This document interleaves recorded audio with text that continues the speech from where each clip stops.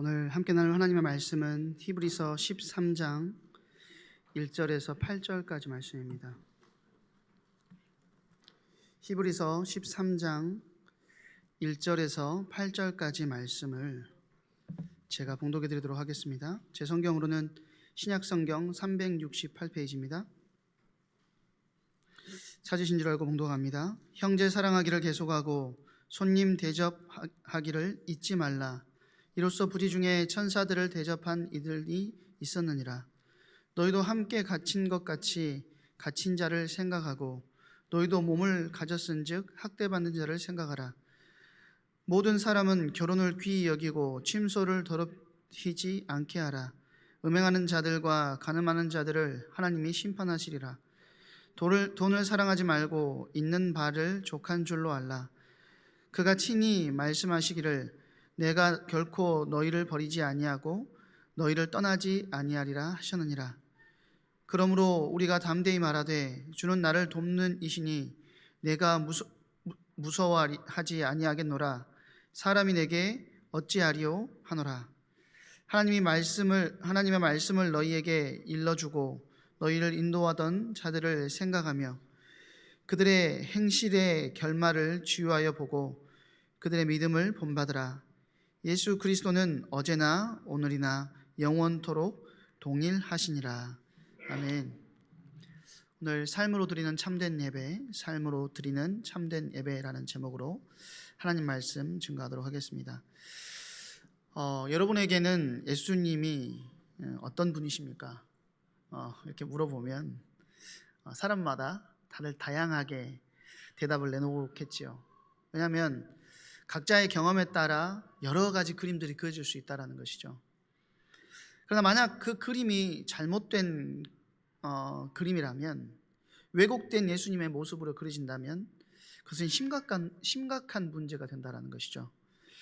왜냐하면 신앙의 방향이 하나님이 목적하시는 방향과 전혀 다른 길로 흘러가 버릴 수 있기 때문이라는 것이죠. 그래서 저와 여러분에게는 바른 신앙을 위한 신학적인 탐구가 꼭 필요합니다. 목사님이나 교육자들만 신학을 하는 게 아니에요. 신학에 대해서 오해하시는 분들이 참 많은데, 사실 신학이라는 것은 뭐냐면 호세아 6장 3절에 호세아가 외친 말입니다. 힘써 여호와를 아는 것이죠. 그래서 막 깊이 있게 정말 어떻고 뭐가 어떻고 그렇게까지는 알 필요 없지만, 우리가 하나님을 더 깊이 알아감에 있어서 여러분의 마음과 생각을 두는 것은 꼭 필요한 일이라는 것이죠. 그래서 신학은 학문적으로 연구하는 신학자들의 전유물이 아니라는 거예요. YBS도 사실 그런 의미에서 하나님을 더 깊이 알아가게 하기 위한 방법으로 우리 교회에서 쓰임받고 있습니다. 그래서 여러분들 꼭 시간 내셔서 YBS 함께 참여하시고 깊은 기도의 은혜를 함께 누리시기 바랍니다. 모든 그리스도인 한 사람 한 사람이 하나님을 알아가며 자기 삶 속에서 건강한 신학을 세워가는 거 너무 중요하다라는 거예요. 같은 교회에 다닌다고 해서, 한 교회를 우리가 섬기고 있다고 해서 같은 예수님의 모형을 가지고 있는 것이 아닐 수도 있다라는 것이죠. 그래서 우리 자신을 돌아보면서 하나님을 더 깊이 알아가는데 에너지를 쏟는 거 굉장히 중요합니다. 그래야만 바른 신앙의 모습을 지니고 살아갈 수 있다는 것입니다. 히브리서는 예수님이 어떤 분인지를 초대교회, 특히 유대인 그리스도인들에게 보여주는 성경입니다.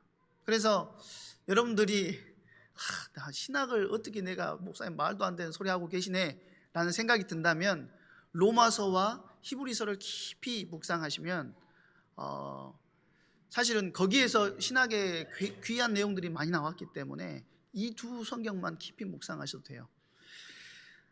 그러면 마태복음, 마가복음, 누가복음, 요한복음 필요 없다는 말이냐? 그건 아니고요. 그거는 당연히 묵상하는 것이고, 사실 그 히브리서 같은 경우는 1세기 그리스도인들에게 쓰여진 책이지만 지금 21세기를 살아가는 우리에게도 그 선포하는 예수님의 모습은 똑같은 모습이라는 것이죠. 그러니까 히브리서 13장 8절 우리가 오늘 본문 말씀을 읽었던 것처럼 예수 그리스도는 어제나 오늘이나 영원토록 동일하시기 때문이라는 거예요. 주님은 동일하신데 우리가 예수님을 어떻게 바라보느냐, 그거에 따라서 우리의 신앙이 달라진다는 것입니다. 그래서 바라봄이 온전할 때 하나님이 우리 삶에서 이루시는 열매와 은혜들을 경험할 수 있게 되는 것이죠. 반대로 바라봄이 왜곡되어져 있으면 하나님께서 주시는 놀라운 영적인 혜택들을 놓쳐버리고 살아갈 수 있다는 것입니다. 그래서 우리가 예수님을 알아가고 예수님과 연합하면서 살아간다면 흔들리지 않는 하나님 나라의 백성으로 설 수가 있다는 거예요. 그러면 그 삶의 원동력은 뭐죠? 다른 것이 아니라 예배라는 것입니다. 그렇기 때문에 히브리서는 그 은혜를 잊지 않도록 저와 여러분에게 계속해서 요청해요. 그 은혜를 회복하는 예배의 자리로 들어갈 수 있도록. 이 예배는 단순히 1시간 드리고 끝나는 그런 예배가 아니라 예전적인 예배 있잖아요. 우리가 생각했을 때 수요 예배, 또 금요일은 기도회고요, 주일 예배. 사실 예배는 그렇게 많지 않습니다. 새벽 예배라고 하지만 새벽 기도회잖아요. 그렇죠? 예전적으로 봤을 때 우리에게 주어진 예배는 수요 예배와 사실 주일 예배밖에 없어요. 그러면 일주일을 살아감에 있어서 이 3시간 예배 드리는 것으로 우리가 우리의 삶 가운데 주님을 깊이 알아가고 은혜를 누릴 수 있겠습니까? 지금 히브리서에서 말하는 예배는 단순히 1시간 드리고 끝나는 예전적인 예배가 아니라 우리의 전 삶과 연결된 예배라는 거예요. 우리의 삶의 예배를 원하고 있다는 것이죠. 365일 삶의 자리에서 드려지는 거룩한 산제사가 곧 하나님이 기뻐하시는 예배라는 것입니다. 그렇다면 하나님이 기뻐하시는 예배자의 삶은 구체적으로 어떤 모습이어야 하냐는 거예요.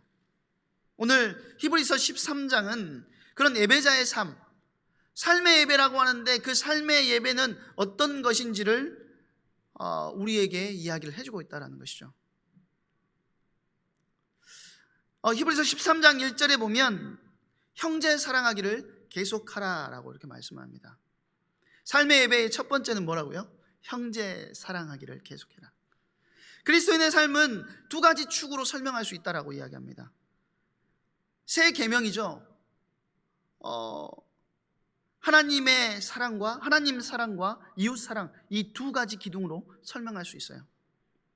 하나님께 받은 사랑은 반드시 우리의 삶을 통해서 누구에게? 옆에 있는 사람들에게 흘러가야 된다는 것이죠.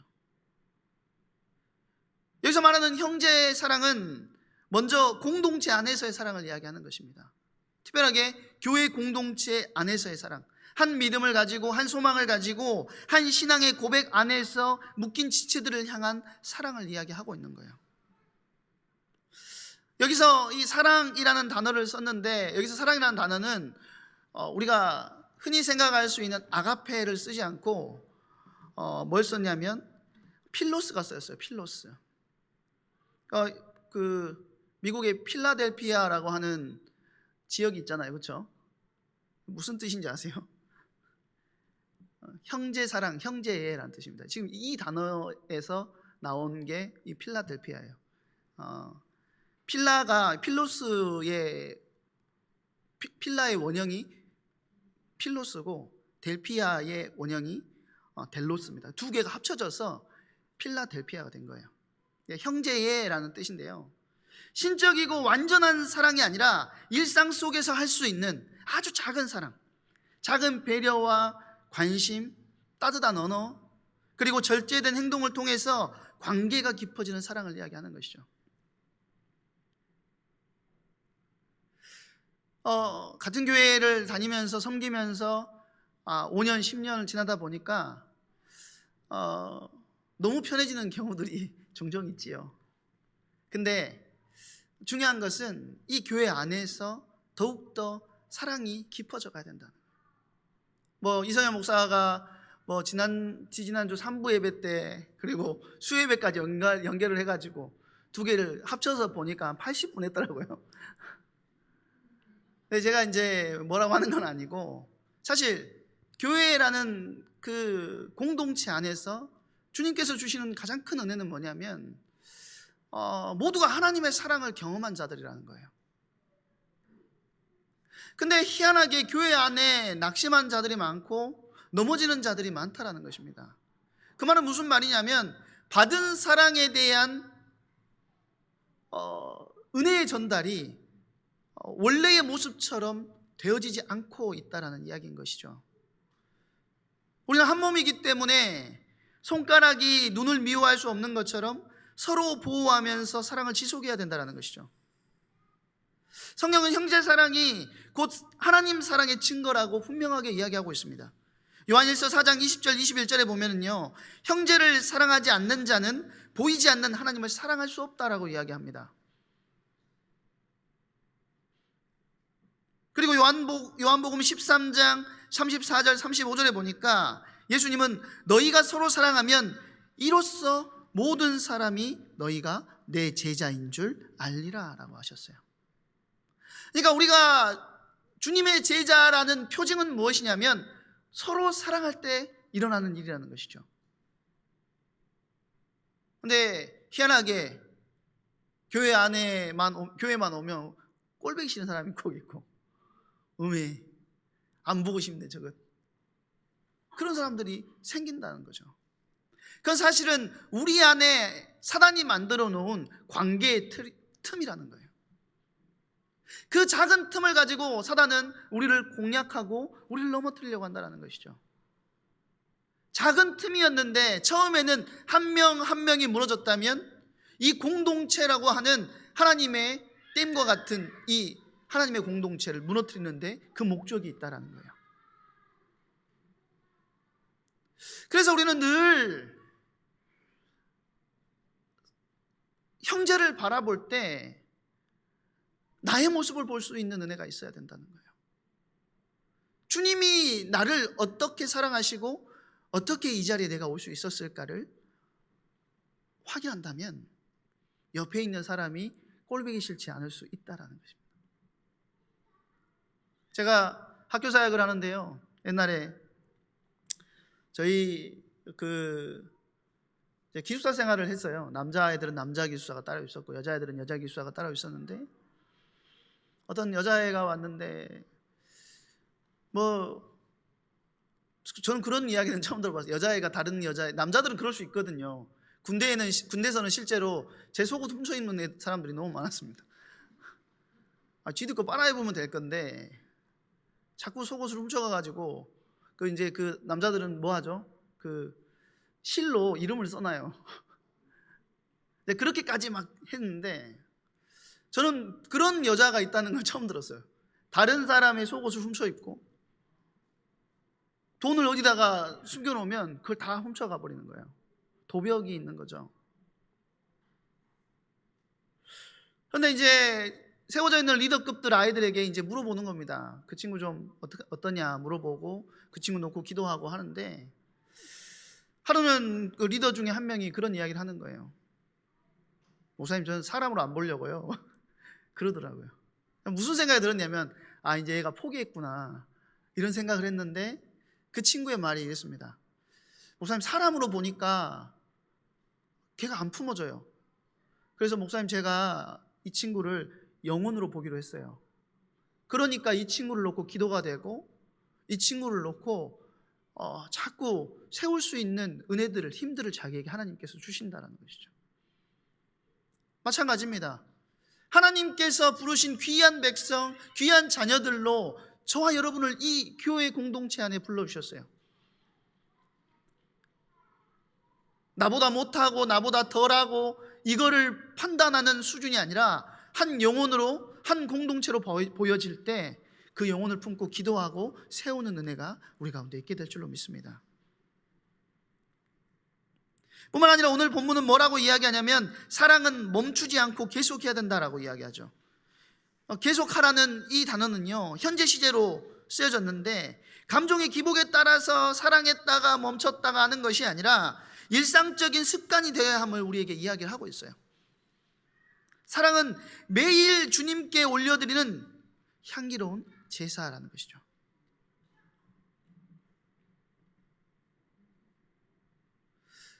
뿐만 아니라 사랑은 교회의 울타리 안으로만 제한될 수 있습니다. 근데 2절에 보니까 곧바로 뭐라고 이야기하죠? 손님 대접하기를 잊지 말라라고 이야기해요. 초대교회에서의 환대는 복음 전파와 직결된 굉장히 좋은 특징이었습니다.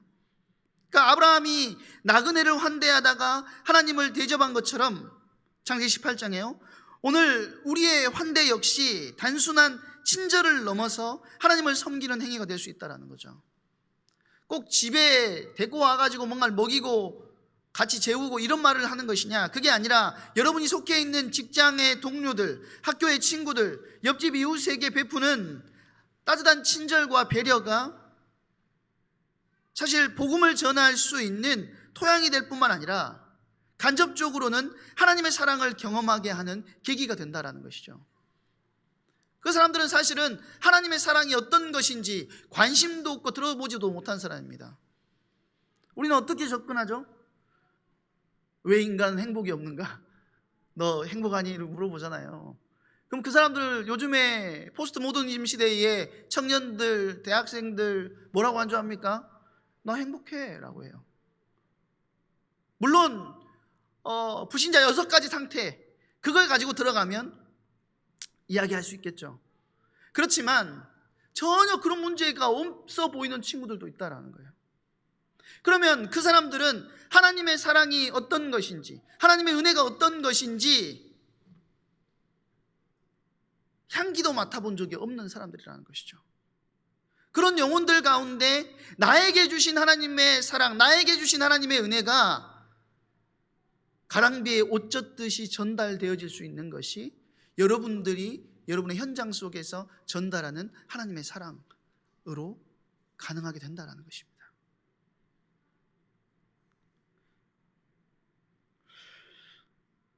하나님께서 하나님의 사랑을 경험하는 하나님의 사랑, 하나님의 은혜의 통로로 우리를 부르셨기 때문에 우리에게서 그렇게 하나님의 사랑과 은혜가 흘러가게 되고 이로 인해서 정확한 복음이 전달되는 문이 열릴 수 있게 된다는 것입니다.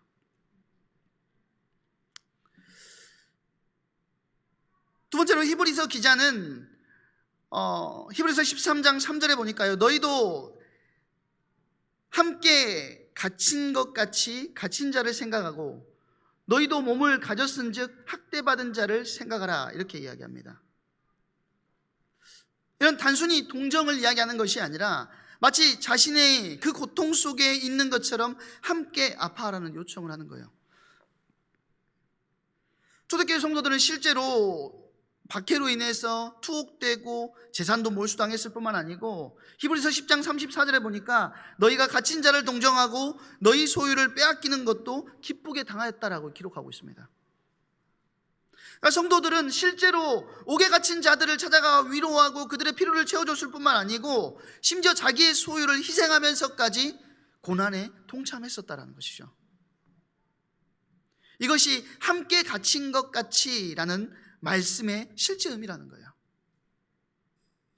지금 우리는 사실 박해의 시대를 살고 있지 않습니다.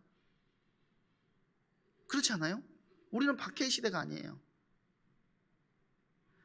그러면 이 힘들고 어려운 자들, 학대받는 자들, 누구를 이야기하겠습니까? 우리가 조금만 더 생각을 열어서 생각해 보면, 의미를 확장해 보면 연약한 자, 소외된 자들, 낙심되어 있는 자들, 이런 자들이 3절에 해당할 수가 있겠죠. 성경 전체는 고통받는 자에 대한 하나님의 마음을 분명하게 드러내주고 있어요.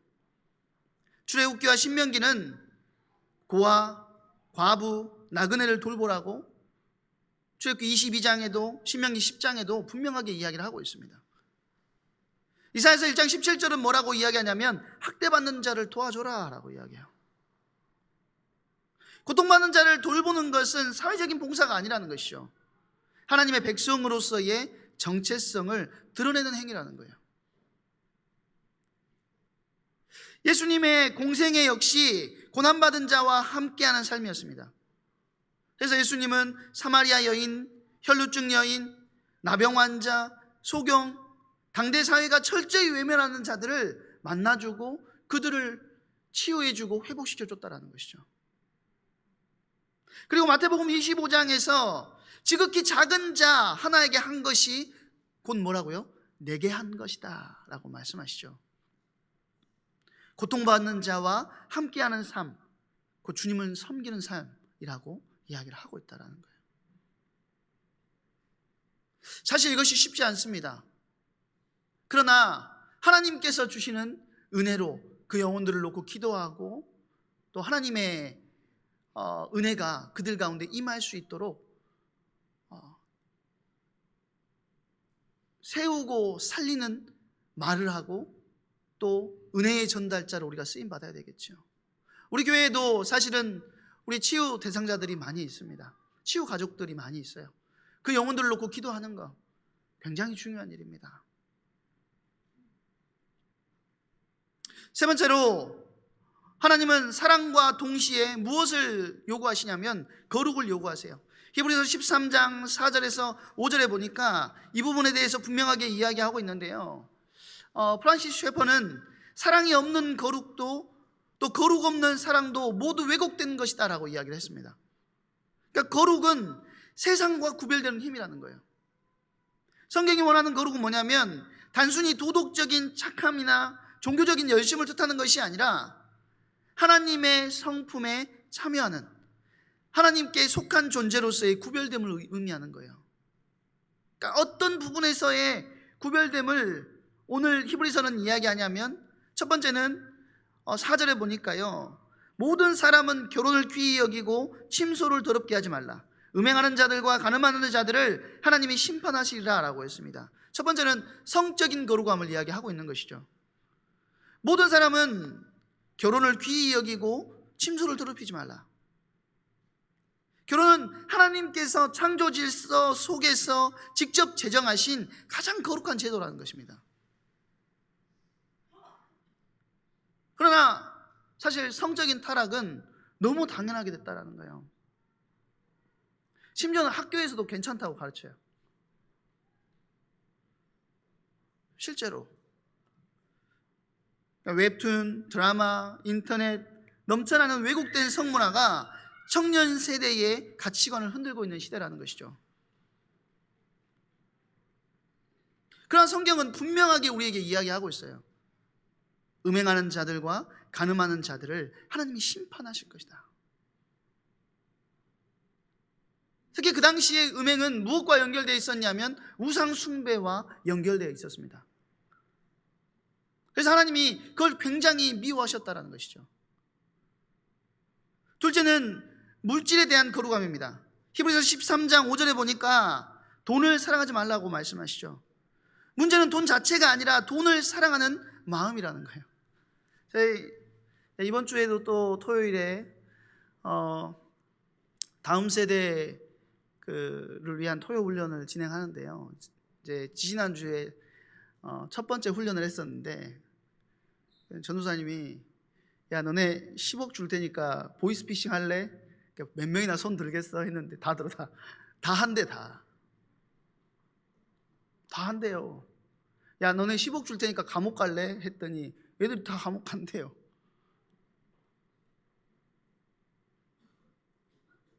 저는 그 아이들이 뭘 잘못했다는 것을 여러분들에게 말씀드리려고 하는 것이 아니라 이 시대의 흐름 자체가 그렇다라는 거예요. 1년쯤 별거 아니다라는 생각하는 것이죠. 10억이면 범죄쯤 별거 아니다라고 생각한다라는 거예요. 또 그래가지고 또 이제 누가 참여하는지 여러분들 리스트 분석해가지고 걔네들한테 잔소리하지 마시고 우리 후대들을 놓고 기도해 주셔야 됩니다. 그런 시대 속에서 살아가고 있어요. 디모데전서 6장 10절은 돈을 사랑함이 일만하게 뿌리라고 이야기하고 있어요. 탐욕은 결국 사람을 노예로 만들고 약속했던 행복을 주지 않습니다. 그렇기 때문에 성도는 오늘 본문에 뭐라고 하죠? 있는 바를 족한 줄로 알라. 여기서 말하는 자족은 단순한 개념이 아니라 하나님을 신뢰하는 믿음의 태도를 이야기하는 거예요. 빌립보서 4장 11절에서 13절에 보니까 사도 바울은 자신이 받았던 여러 가지 어려움과 위기에 대해서 이야기하면서 뭐라고 하죠? 내게 능력 주시는 자 안에서 내가 모든 것을 할 수 있다라고 이야기합니다. 자족에 대해서 이야기하는 것이죠. 진정한 만족은 환경에 있는 것이 아니고 우리와 함께 하시는 하나님을 신뢰할 때 주어진다라는 거예요. 그래서 모든 삶의 자리에서 삶의 예배가 될 수 있는 거룩함을 유지하는 것, 너무 중요하다는 것이죠. 세 번째로 거룩의 본질은 과거와의 단절을 이야기하는 것입니다. 로마서 6장 6절은요, 우리의 옛사람이 예수와 함께 십자가에 못 박힌 것은 다시 죄에게 종노릇 하지 아니하려 함이라 라고 이야기하죠. 우리의 옛사람은 이미 십자가에 못 박혔어요. 그리고 우리는 새 사람, 새 것이 되었다라고 성경은 이야기합니다. 이전 것은 지나갔대요. 그럼에도 불구하고, 이전 것이 지나갔음에도 불구하고 이전의 것을 추억하고 이전의 것을 위하여서 살아가고 있다면 얼마나 안타까운 일이겠습니까?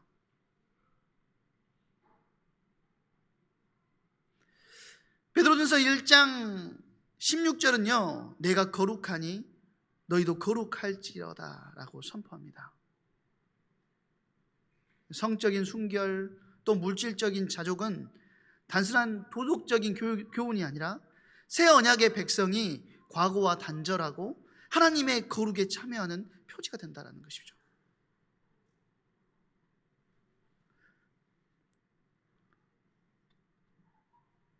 네 번째로 히브리서 기자는 다시 이렇게 선언합니다. 5절에서부터 8절에 보니까요, 5절에 먼저 보니까 내가 결코 너희를 버리지 아니하고 너희를 떠나지 아니하리라. 이 말씀은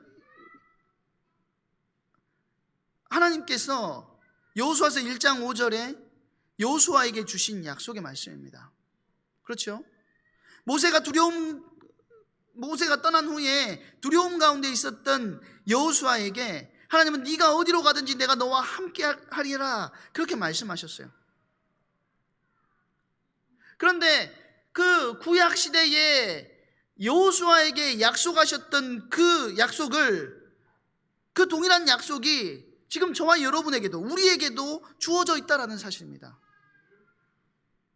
세상은 끊임없이 우리를 두렵게 하고 우리를 힘들게 하지만 주님은 결코 우리를 홀로 두지 않으신다는 것이죠. 이것이 새 언약 안에서 성도가 누리는 담대한 믿음의 근거라는 것입니다.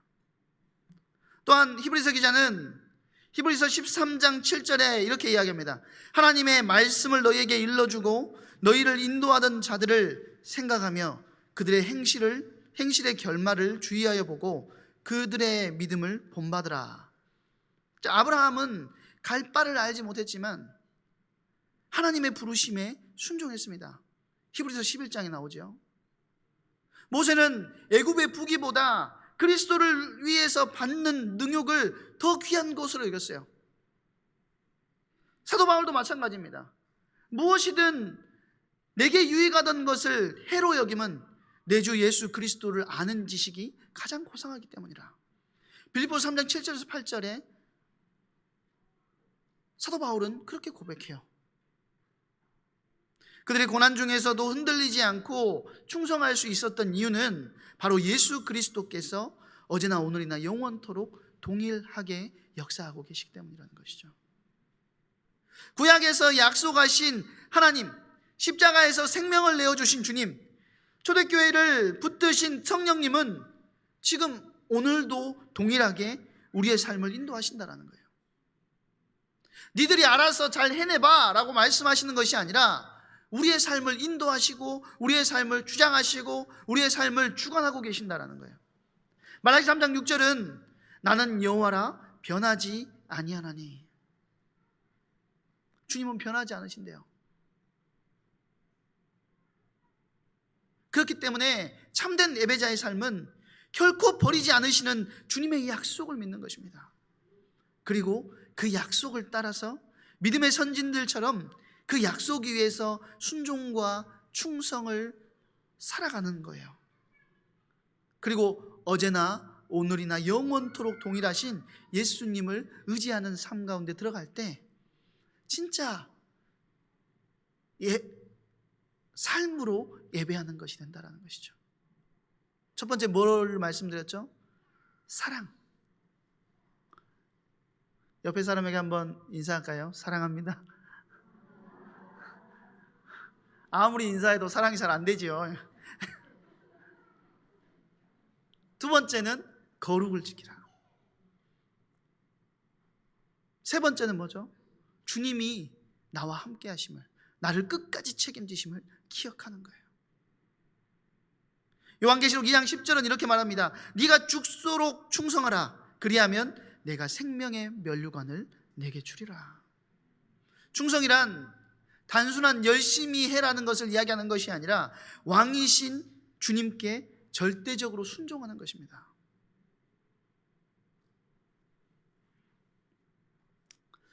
예수님을 삶의 중심에 두고 사랑과 거룩, 자족과 믿음으로 우리가 살아가게 될 때 우리 인생 전체가 하나님께 드려지는 예배가 될 줄로 믿습니다. 그 응답의 주역으로 서는 우리의 모든 성도님들 되시기를 주님의 이름으로 축원드립니다.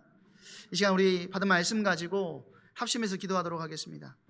주님을 사랑하듯이 형제를 사랑하여 그 사랑이 나로부터 흘러가게 하여 주시옵소서. 주님 원하시는 세상과 구별된 존재로 주님의 삶으로 끌고 들어가서 예배자로 설 수 있는 은혜가 나의 삶 가운데 있게 하여 주시옵소서. 우리 시간에 같이 합심해서 기도하도록 하겠습니다.